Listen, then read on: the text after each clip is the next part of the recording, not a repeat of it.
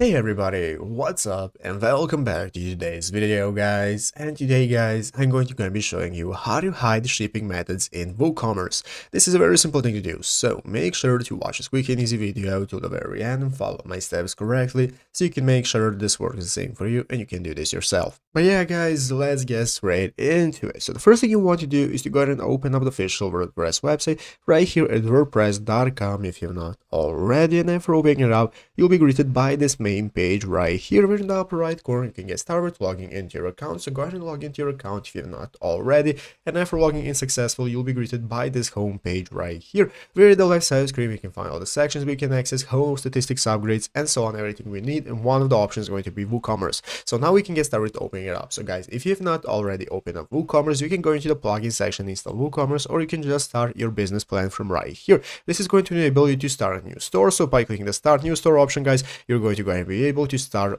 creating your store. So this is where you can go ahead and continue with all the steps that you need. So once you have started guys, now we can get started with hiding the shipping methods. And as you can see right here at the official WooCommerce website, we can take a look at how to get started hiding the shipping methods. Basically guys, this is going to enable us to first start installing the WooCommerce account, and then we can set up configuration. So what you want to do guys is go ahead and open up the settings filter for hiding shipping methods. This is going to be opened up by going to WordPress admin sidebar menu and click hide shipping. So after that guys, you can go ahead and get started with selecting shipping methods for hiding, and then you can just follow the steps right here in this article. They're going to enable you to hide all your shipping methods and nobody will be able to see what you're using. And you can just follow those steps right here. It's easy as that, and that's how you get started. So I hope this video was helpful. If it was, make sure to leave a like and subscribe to the channel. So guys, thank you for watching, take care, and bye.